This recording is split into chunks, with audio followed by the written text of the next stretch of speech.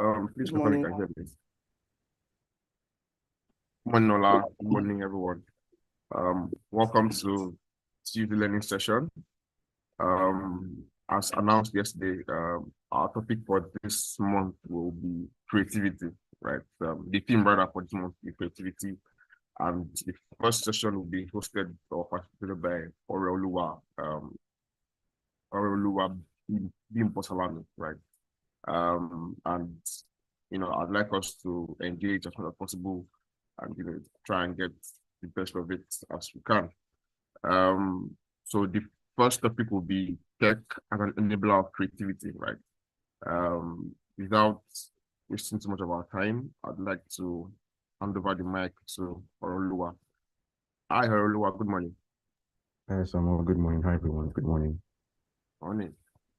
Yeah. Would you like me to share your slides for you, or you can share? Now I can share my slides. Thank you. Okay. Okay. Perfect. Thank you. Okay.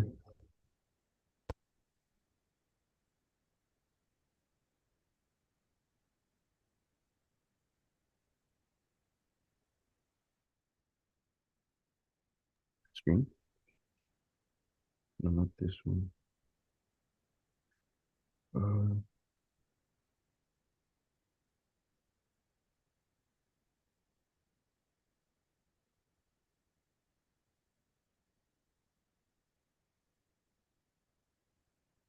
to share this instead. All right. So, hi everyone. Again, good morning. And today we're talking about tech as an enabler for creativity. All right. So, as we all know, tech has provided tools and mediums that have changed how the way we do a lot of things. So they've changed how we move around, how we heal, how we experience, how we create, and how we communicate.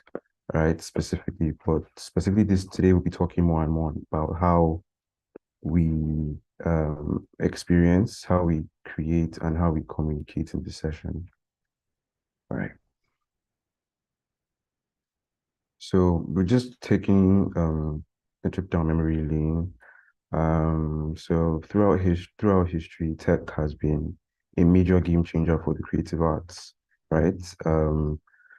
We one of the earliest ways that we have that tech has enabled creativity is through the invention of the printing press in the 15th century. And this gave rise to different new forms of artistic expression. Um, so um, Such as like book design, typography design, poster design, poster design, and all those. So that's one of the ways that tech has improved in the past, right, through the printing press. Next, we'll be looking at the at photography. Um, it has enabled a lot of people since tech has enabled people to be able to capture moments as still images, express themselves people that are now able to express themselves by combining different art forms with photography, rather than the traditional sense of art forms that we had before. So this could be combining photography with music, with writing, etc. And I don't think there's any creative space that we have today that we don't mention a photographer, be it in fashion, be it in journalism, or be it even in writing, right? There's no space that we have today that we don't mention a photographer as a creative. Um, the next step we're talking about will be film and video. So in film and video, it's allowed filmmakers to create more immersive experiences for their audience, whether it's through documentaries, documenting their lives, documenting processes, showing, telling stories and all that. It has been able to give people that ability to, since we all have the ability to take still images, why don't we put that over time and have motion, essentially. We've been able to create cartoons, we've been able to do a lot more with video games and virtual reality experiences than we had before. Um, to that fast forward to today, we have the concept of generative arts and blockchain and the AR and VR as technologies that artists are now building on top of. Right, these new tools allow people to do so many other stuff, whether it's to generate art with code and using a pen plotter to illustrate images and all that, or even to use AI to generate images for you, or blockchain technologies that change how we own art and how we distribute it, AR and VR to how we experience arts and be more immersive. Yeah, so that's pretty one of the ways we have today. And another way that we do have technology has that we do have that technology has enabled today would be accessibility, right? Um, since tech making creativity more accessible to people everywhere, through different platforms like YouTube, Spotify, um, well, those are for the artists. We have for people that have Behance, Dribble, all those things. They have more ways to experience art. They have more ways to create. And then if more people have access to these tools, more people are incentivized to create. More people are incentivized um to ideate, to think more about what we could do. Right. So I really want to ask this question. What do you think creativity would look like in the near future? Um, I would like to ask just Ayo, what do you think creativity will look like in the near future? Especially since you're an artist and a designer, what do you think creativity would look like? Hi, Aaron. Good morning, Right. everyone. Yes, so I feel like we're already seeing a sneak peek of future creativity. Yeah, I was only just said in chat, AI led. We're already seeing that happening. I mean, creativity, if I want to divide it now, because you mentioned you being an artist. So in the music space now, we're already seeing people from their computers are able to create verses in the voices of already famous artists. So you can just type a verse, just type it on your computer and tell the AI to record it in Kanye West's voice or Drake's voice or Yeah. Rihanna's voice, and it will give you that exactly. If you do a listening test and they don't tell you that that isn't actually Kanye, you wouldn't have believed she gets. So Yeah. this is just the tip of the iceberg. I think later on in the future, it might get very, very accessible because nowadays, even if you see most of the AI stuff, they're not all for free yet. They're still being worked on. They're still in the beta stages or prototype stages. But it looks really promising. My own, maybe I feel like eventually there might be some argument as to if anything AI made is true art or true creativity because the essence of art is supposed to be when it's supposed to be like an humanity thing, like a mankind thing, like someone that should go within himself or herself or itself or themselves or whatever pronouns they go by and bring out art basically. You can't just tell a machine and say, oh, do this, bam, 5 seconds has done it. So all the hard work that people have done, anyway, let me not start stuff. So yeah, in the future, AI led mostly and other mechanical stuff. Skynet is coming, people. Protect yourselves. Cover your cameras. Yeah. Thank you, Ayo. Um, I would also like to ask, maybe since you're a game dev, what do you think creativity will look like in the future? Person's hand is up too, by the way. Sorry, Hello. whose hand? Person's hand is up. Oh, Tosin. Yeah, please go ahead, Tosin. No, morning. All right, let maybe answer your question. I'll go after him. It's fine. Okay. Maybe, please go For- ahead. Hello. Yeah, I can hear you. For me, I feel creativity would actually it's actually what I feel, Sha. It will go back to what it was like years ago, like back to that back to actually people just trying to like go away from digital creativity to more this archaic form. Why I say so is I feel that creativity will be abused by this AI stuff and so on. And we will now have more people or artists. When I say artists, I don't just mean visual artists or musicians. I mean like anybody would want to will have people that are for this real creativity and not just um, digitalized stuff like that. That's what I feel. All right, thank you. Maybe Tosin, please go ahead. Okay, thanks. Morning, everyone. I really like this topic and this question. I think the whole idea of what creativity would look like in the near future has been a question that's been recurrent over the ages, but also there's a strand of it that I think is brand new for where we are. So the one that's been recurrent, if we took your example of the printing press, when the printing press was created, people were scared. They were scared because only the elite had certain access to certain knowledge pieces. And so making this now widely available became a problem. I mean, I don't know if you heard about when the Bible was being printed, they were limiting severely the copies of the Bible that were printed, and it was only being distributed in the underground. They called it, sort of the underground, because it kind of opened up everyone to quote unquote the knowledge, and that is what technology tended to do, was to democratize knowledge.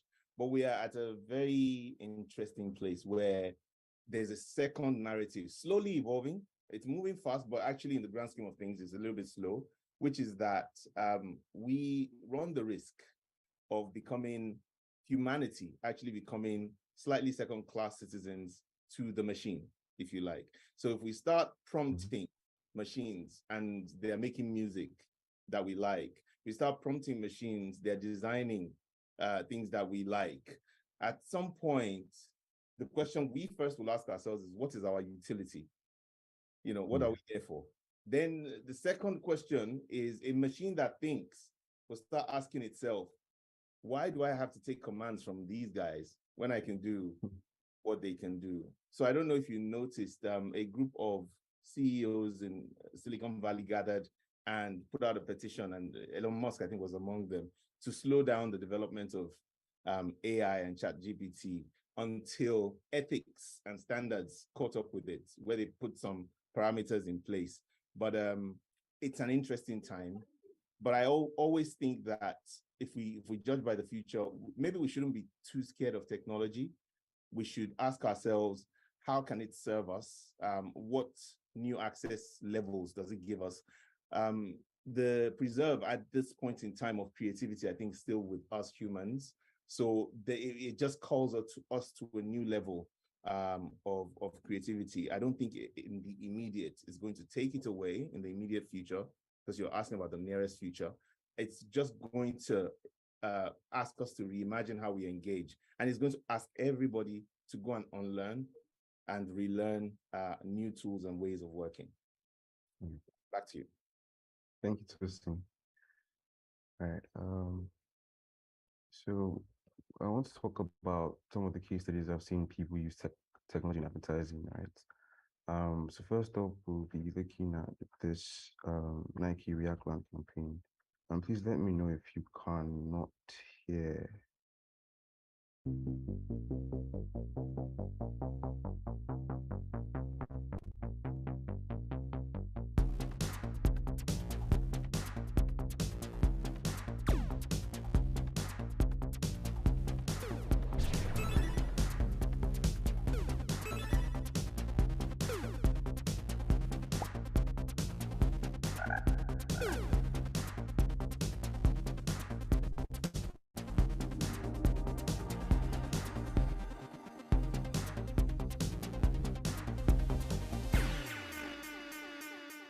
Right, so just a brief overview. This is Nike's React Land campaign, in 2018, they were launching a new line of running shoes, and in order to promote their new line, they wanted to create a video game experience for their audience. So they created this game called React, where it allows you to control a character running through a virtual landscape. So it could be the Great Wall of China like we have here, and other notable places in the world that we have today.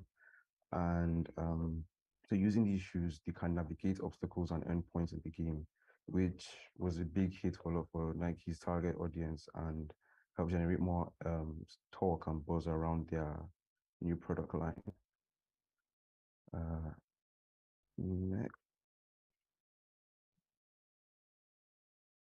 Sorry.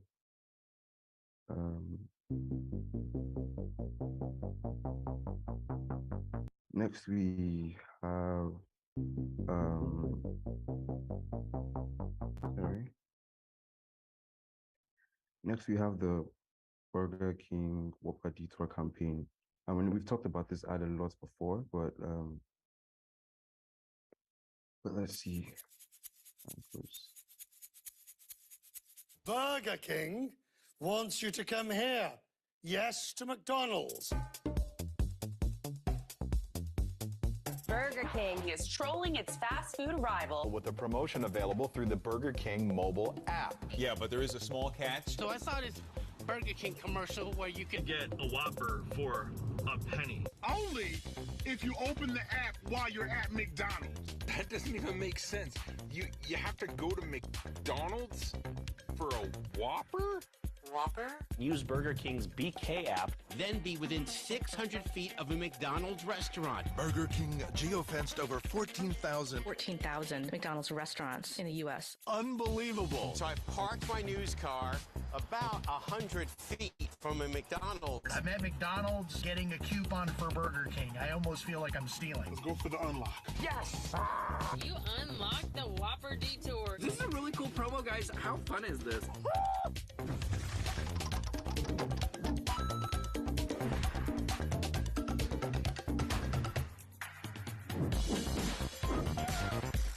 That's crazy.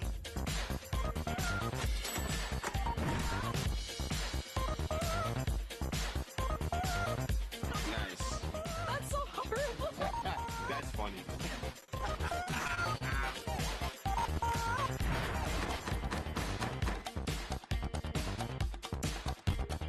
This is an amazing use of technology to get consumers out of a rival store and into your own store. Can you do a Whopper Jr.? They probably could make that. It wouldn't be as good as Burger King would, to be honest with you.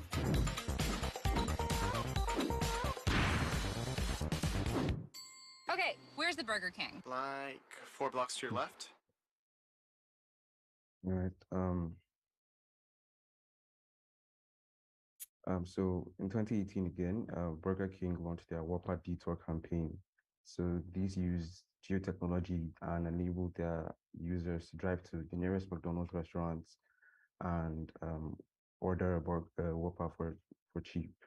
And as you can see from the video, that this was able to generate a huge success for their brand, generating 1.5 million app downloads and a 37% increase in their Burger King app usage, which is a really big win for the Burger King campaign. And Burger King isn't the only this isn't the only time Burger King has been able to do play around with technology. We can let's see the next slides for so let's go to the next slide. With their OK Google campaign, they've also been able to do something pretty similar. Listen, Burger King, quit messing with my mind. Quit messing with my emotions.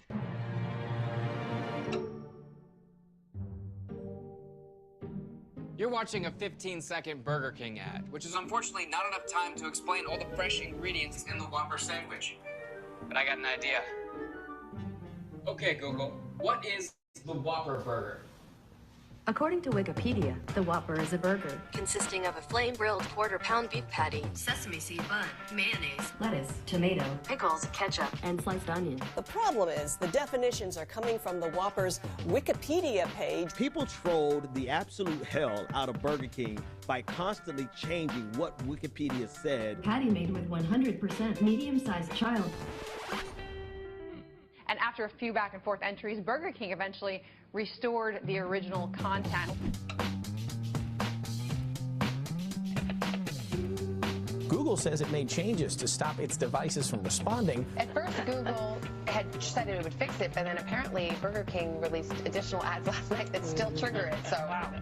Okay, Google. Okay, Google, what is the Whopper burger? Oh, it did work. It did work.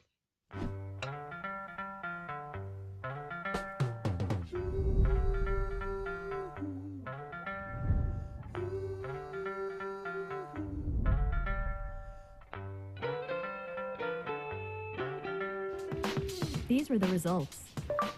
9.3 billion global impressions, $135 million in earned media, trending topic on YouTube, Facebook, Twitter, and Google Trends. Burger King's most talked about TV spot in history started a debate around the limits of advertising and invasive technology. Listen, was this innovative? Yes. It's pretty smart, but the future does scare me. And also, it does shine a light on the very real problem we're going to have with integrated smart household. Okay, Google. Thank you. Whatever. Right. What a campaign. Burger King, they typically use we can see from their messaging that they typically like to troll a lot. They like to play, they like to joke around with other people's technology. And this is one of the creative ways they've been able to hack into that voice enabled smart assistant method. And as you can see, it won a lot of success for them. Right. Right. So the next one we're looking at will be Volvo's EVA initiative. Women are 71% more likely to be injured in a car crash and 17% more likely to die. The reason? Most cars are tested on male crash test dummies. But not at Volvo. They have collected real-world data since the 1970s to learn what happens during a collision, regardless of size or gender. What if we could use this data to make all cars safer for women? Introducing the EVA initiative.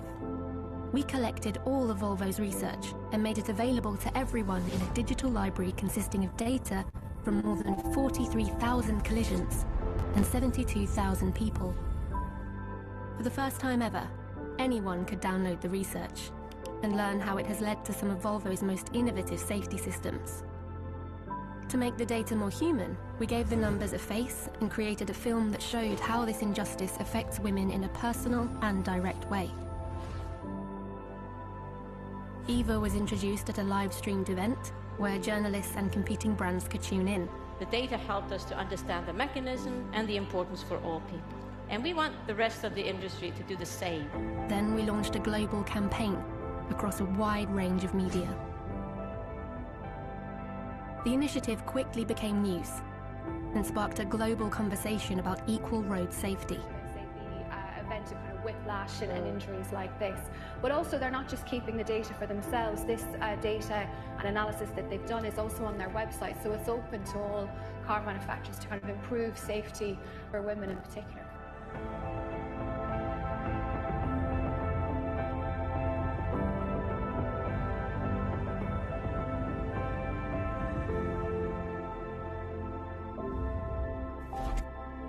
But most importantly, this will make all cars safer for everyone.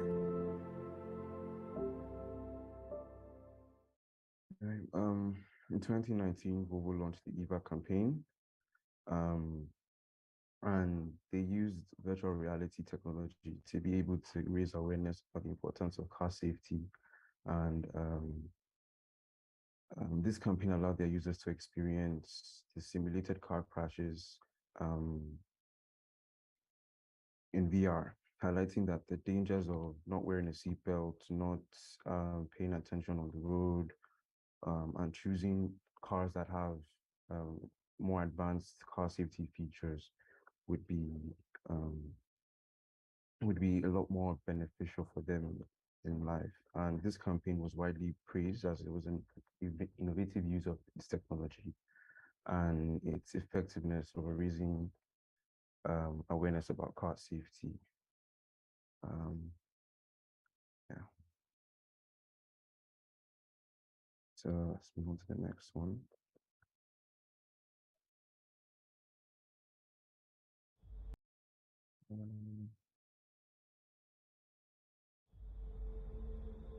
Women are 71. Amazon Alexa uses her voice ad. Alexa, tell me a joke. Oh, potato!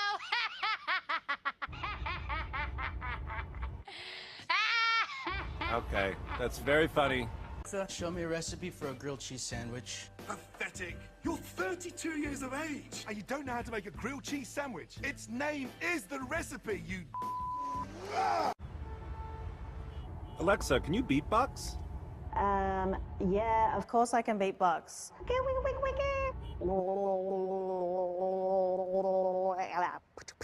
Just say no next time. Just answer no. Alexa, how far is Mars? How far is Mars? Well, how am I supposed to know? I've never been there. This guy want to go to Mars. For what? There's not even oxygen there. Alexa, good morning. Come on, really? Hey, I mean, are you really that? In fact, you compliment the word. You're that. Me. That's pretty hostile. In Austin, it's 60 degrees with a... Alexa? Amazon's Alexa lost her voice this morning, causing a Alexa lost her voice? How is that even possible? We have the replacements ready, just say the word. And you're sure this is gonna work? Yeah. Alexa, play some country music. I don't dance now, I make money moves. No, Alexa, country music.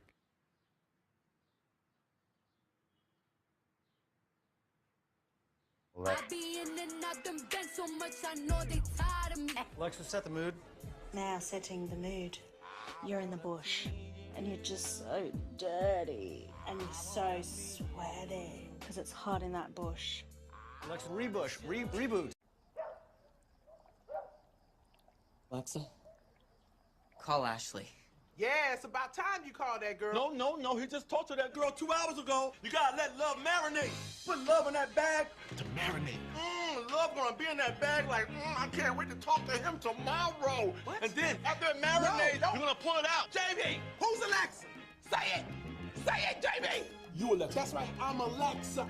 Thanks, guys, but I'll take it from here. Alexa, call Brandon.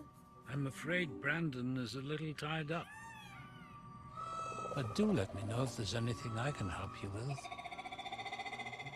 Jessica? Good boy. Thanks, guys, but I'll take it from here. Alexa, what's the weather like? Oh, same thing it was yesterday. What, do you live in a windowless bunker? Oh, by the way, did you try that dating site I recommended to you? Alexa, show me the front door. Oh, doll, I'd love to, but I'm actually super busy with important humanitarian work right now, so I'm so sorry, but I can't. You could. It's only just over there, isn't it? You could just walk over and show your own front door. I'm coming. Thanks, Rebel, but I'll take it from here. Alexa, what's the date? You know what? I don't know. It feels like Friday, right? It might be Wednesday, but it might be some crazy like Sunday. You know what I mean? Okay, thank you. I don't know. All right. Amazon has never really struck me as a humorous brand, but you can see from this ad that they used the humor and celebrity endorsements for their Super Bowl ad, and this allowed Alexa to have voice commands that were generated with the voices of certain celebrities. And this ad was a huge success for Amazon. It's generated buzz around the brand and showcases the capabilities of Amazon's voice activated assistant, right?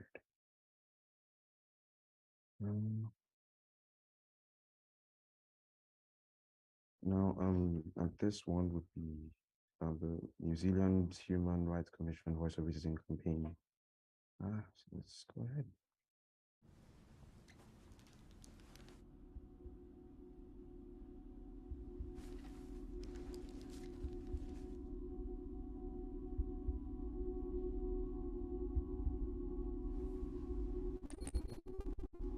Not a New Zealander. Why are you in this meeting? They don't want you in this neighborhood. Did you get in here on a scholarship? They think you're a terrorist. You're all uneducated. They think you're stealing. You look like you're doing it. Like I want to speak to someone who can speak English.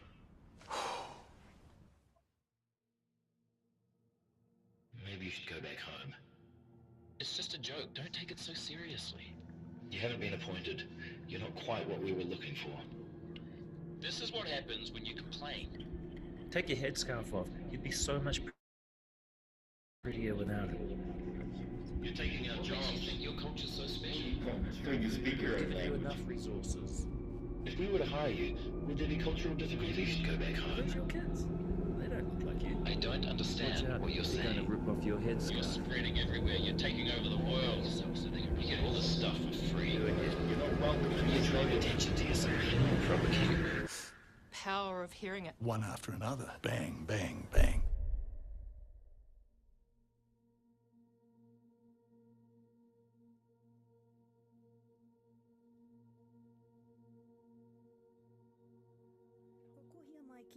The Human Rights Commission is launching Voice of Racism, an online interactive... Allowing you to actually feel the burden of constant racism. Our company is a really powerful place. No, I'm shocked. Might learn something and make the world a better place. Website are going to have an experience that might just give them that aha moment. Really confront it. They're moving their bags so you don't steal. This is New Zealand.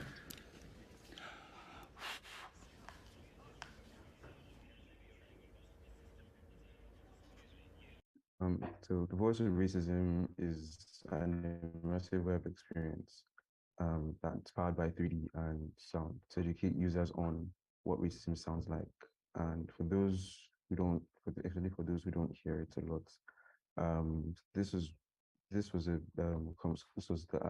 from the New Zealand Human Rights Commission, and this campaign won a couple of awards. Some of the notable ones were a yellow and a wooden pencil from DNAD. Right. If you want to even check this out, just Google the Voice of Racism, and if you're able to have any experience this same project, right?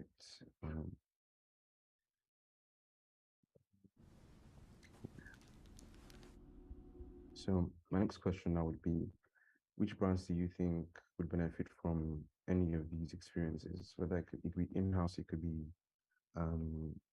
external or any other brand, right? I would like to call on Taiwo Amina.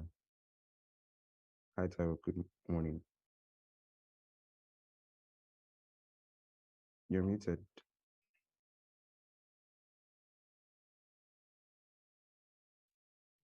Hi, good morning. Yeah, I can hear you. Okay, so I think for me, I'll go with the advertisement and Alex.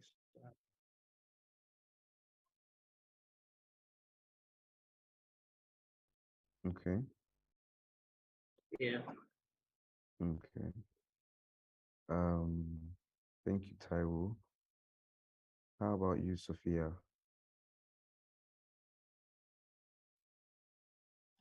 I currently work on Golden One, and I'm trying to think of what might be a good fit for the brand. That's where I am, so maybe circle back to me. All right, thank you. How about you, Motola? What do you think about this? Yeah, I think a number of brands can do this, and I mean I know it's something we propose in advertising. We have pitch ideas, right? So at least I know for interesting as Sophia just said coding one. I just thought of the campaign.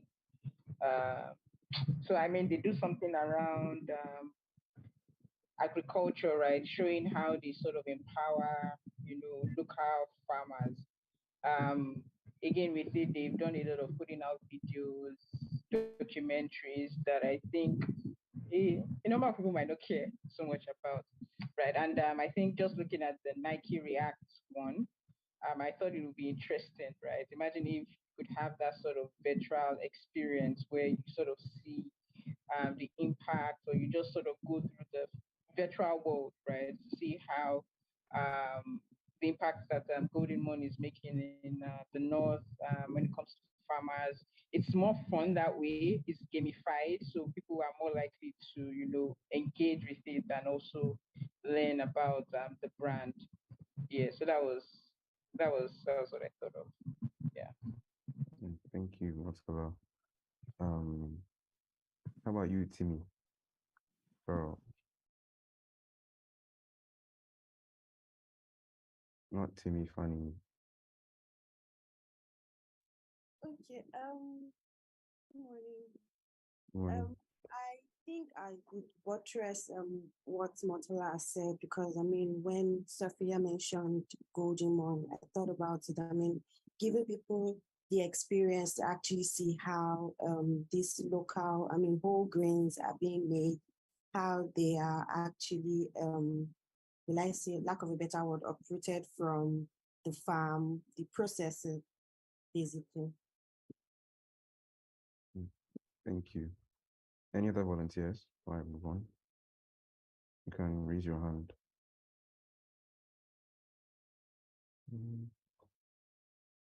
None? All right. Thank you, everyone.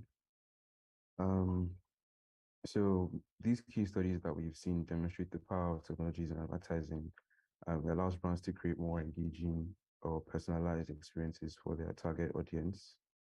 And whether it's through interactive video games like with the React Land, geotechnology with the Whopper campaign, virtual reality with the Voice of Racism or the EVA campaign, um, technology has the power to transform the way we think about advertising and how brands can connect to their audience. So now, I'm looking at some couple of tech trends in advertising and marketing. All right, so first up, we have long form content. That actually one that is authentic or aims to educate their consumers rather than trying to sell something. It goes a long way it goes a long way in the eyes of the consumers, right? It helps with so this could be stuff like blogs, it could be long form YouTube video, it could be podcast, and even Twitch streams on certain brands that would help um, pretty much engage with their customers, get feedback from them, pretty much build a community around that. We also have short form video content. So this is popularized by tools like TikTok, YouTube Shorts, Instagram Reels. These platforms allow users, they give these platforms 15 to 60-second videos that allows brands to tell their stories in more creative and engaging ways rather than relying on the traditional ads that most people are used to. And brands can leverage on this content, right? Challenges and other interactive elements to create more memorable experiences for their audience. Next will be artificial intelligence.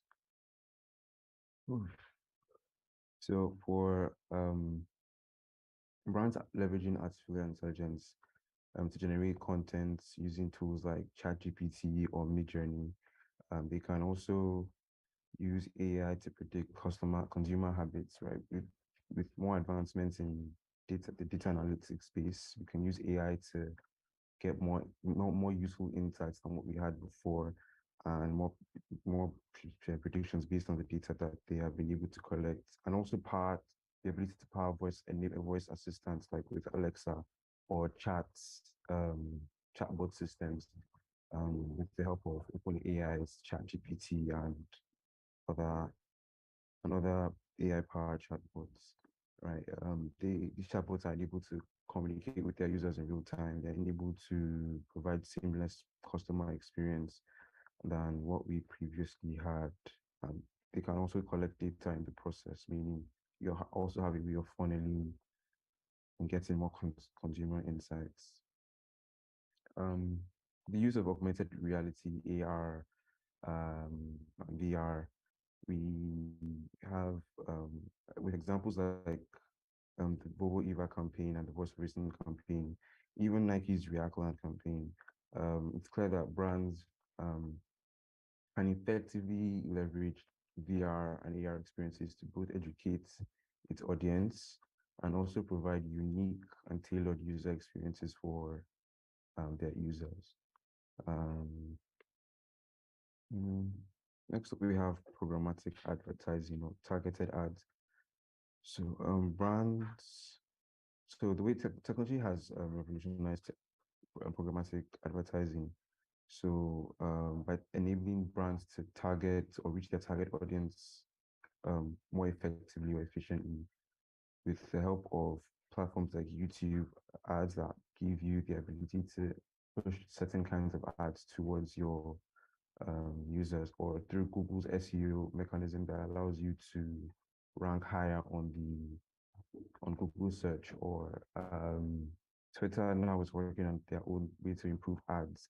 TikTok has their own way to give users more targeted or more precise ads. So brands have more and more ways to, or AI, we can now push specific ads towards them, whether it's through their video games on their phone or through social media or through whatever content they enjoy, whether it's through blogs or blog platforms, whether it's through TikToks and the likes. We have, this is one of the most occurring trends that we have today with mobile advertising.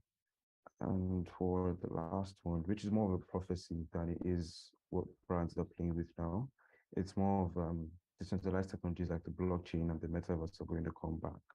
So besides the general bias that people have towards crypto and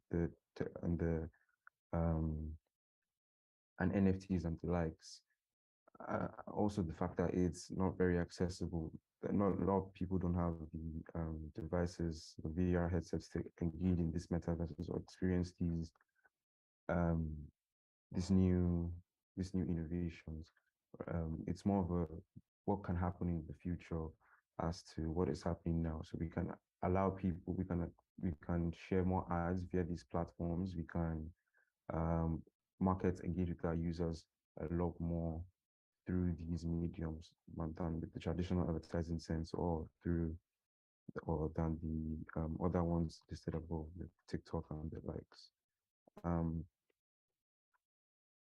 Yeah, so technology is changing the way we advertise and market products. Like with new innovations constantly emerging, brands can better connect with their consumers, can better provide tailored experiences, can better provide unique experiences for their users. And this goes a long way in how the brand is perceived. So as we've seen, we've been able to see how we can create, we've been able to see how we can communicate, and how our users can experience, or how we can experience other brands in a more creative fashion and more creative sense. Right, so that brings me to the end of my presentation. But I'd like to hear more from anybody else that has any thoughts that they'd like to share with us. Right, so this is pretty open-ended. So you can just raise your hand and we would like to hear from you.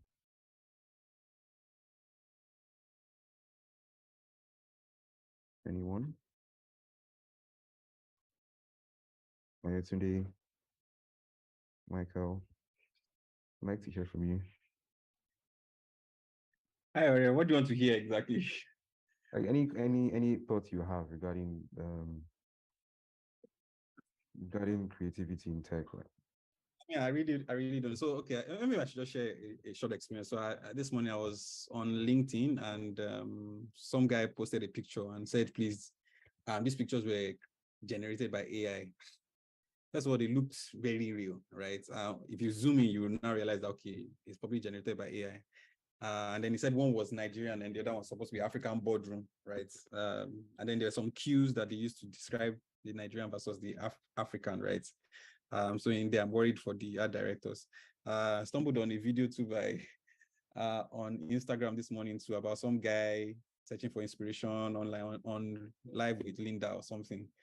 And then it turns out that he stumbles on ChatGPT for copy, and then there's one other app for art, right? And I mean, I found it very, very interesting.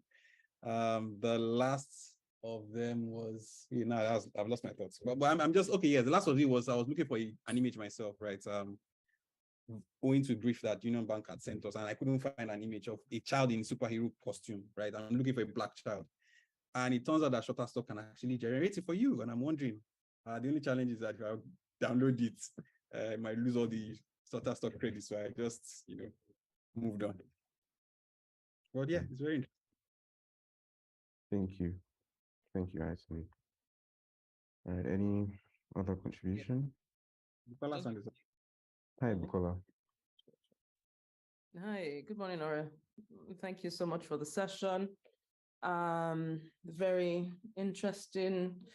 So to the point about to add to this last point before I kind of make my point, I think quite just on ChatGPT.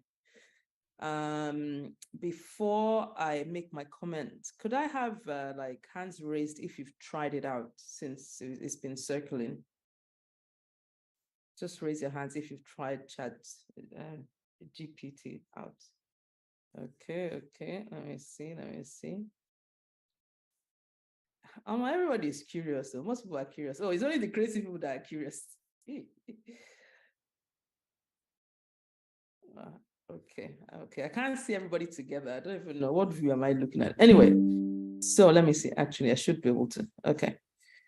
All right. Not too many people, actually. Maybe a third. Okay. All right. I tried it out a while ago, and what it helps, at least what it helped me to do, was to kind of frame the thought, or the kind of like the framework of what I wanted to do. And then I was able to kind of build on it, and it was quite interesting. I think, whether we're scared or we're not scared, I think those types of things are here to stay.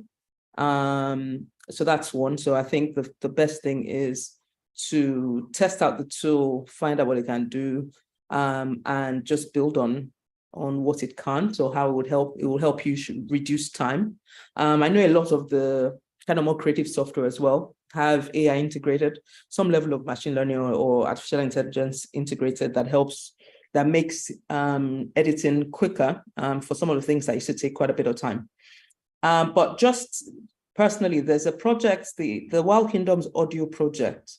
The team that's working on that, they're kind of based in different places across the world. And there's a guy who kind of, so anyway, it's an Indian guy. It's a British boy, it's Indian boy. At the moment, he's in India, and he was curating an art exhibition. Now, about 2 weeks ago, he showed us the artwork that, like, for this full exhibition.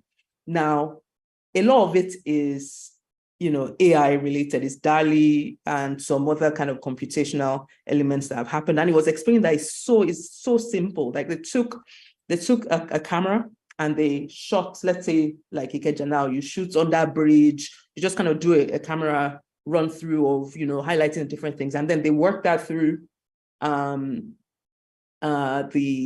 software and with all the computational elements, and you just start.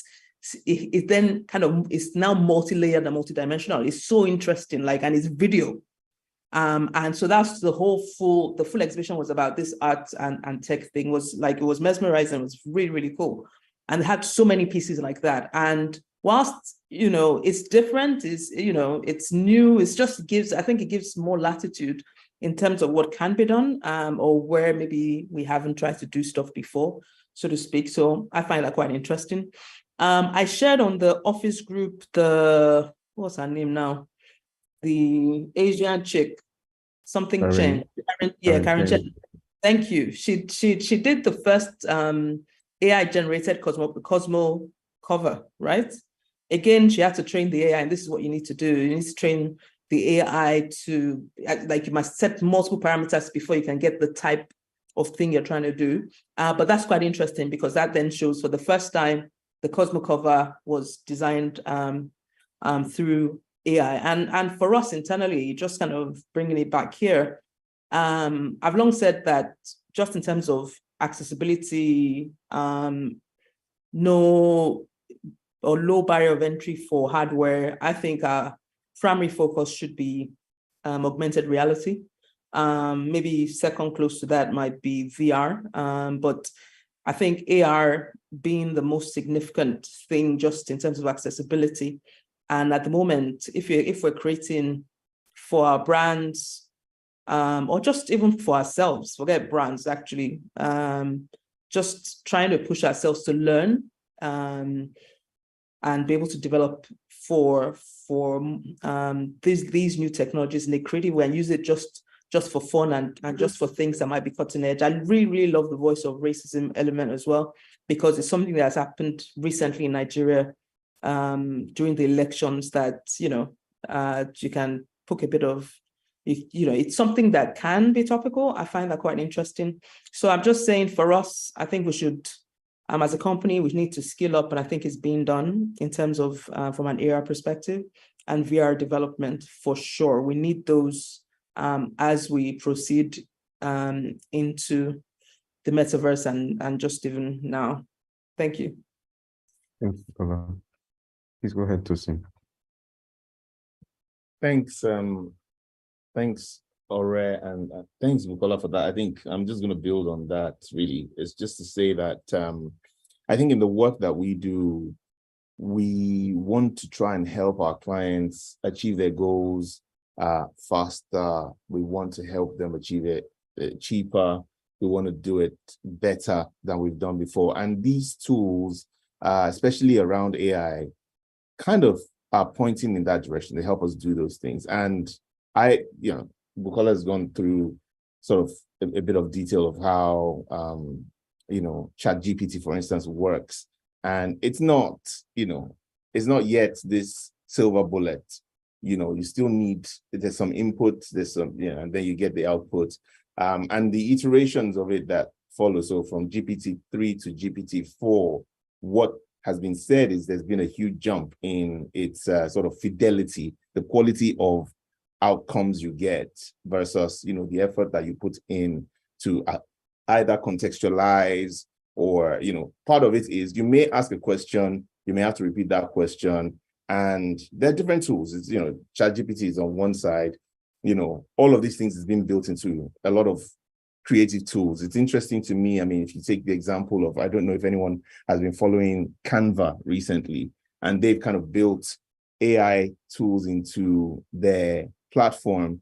And so now, instead of saying, oh, I want, I want to create a, say, for instance, you want to create a post on social, but you want to have a flower vase in there. You took a real picture, you put in a real picture, but the picture has yellow flowers and you want purple flowers. Instead of trying to manipulate that picture, you actually just type, can you change the flower petals to purple, highlight those flower petals, and it will give you options. It wouldn't just change the color to purple. It will even give you options of different configurations, of that thing. And yes, like Obiora said earlier, it looks like wizardry. And part of our job is taking the efficiencies that these tools give us. And there's a whole litany of tools, from helping you, even the ones we use every day that we don't know is actually still AI. And that's actually amazing, like Grammarly. And there are many variants of it where, you write copy and it can help you check the copy in different voices, in different tonalities. One of the funny things I did with ChatGPT was to ask it to write, a song in Burna Boy's voice using broken English. And it did. And it did a great job at it. I thought, man, creatives, the entertainment sector, it's either they are running fast towards this thing or this thing will break the sector. I mean, there are tools that actually help those who are doing sort of building worlds in 3D and doing animation. They stay in a green screen studio. They make some basic moves.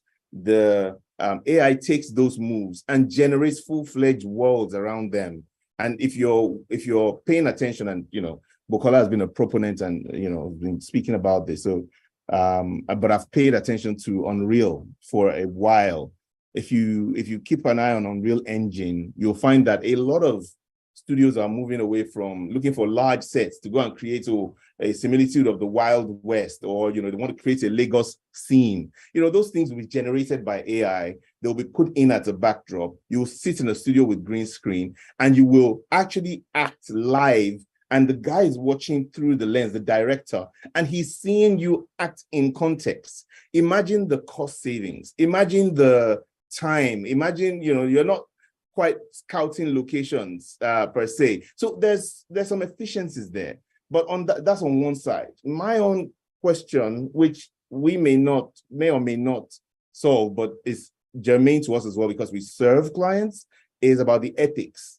So for instance, someone puts in, generate 100 pictures of Obama. It will do it. You can give it context. And those pictures aren't real, but you can take that likeness of that person and go do something bad with it. And they'll think it's that person that did it. You can do the same with anyone. You can do the same with anyone on this call. It will find your image. It will manipulate your image. It will put you in the context that you want it to put you. So we have to ask ourselves, where do we draw the line? As custodians of brands and images for our clients, we also have to keep a big tab now on the ethics of using these tools, because they're quite amazing, but also with great power, as they say, comes great responsibility. Thanks. Thank you, Tosin. Thank you so much. It's over time, so hand it over back to you, Samuel. Thank you all. Thanks, everyone. Thank you so much, Oreoluwa, and thank you so much for everyone who contributed. This brings us to the end of the session. I wish you all an amazing week. Goodbye, everyone. Bye.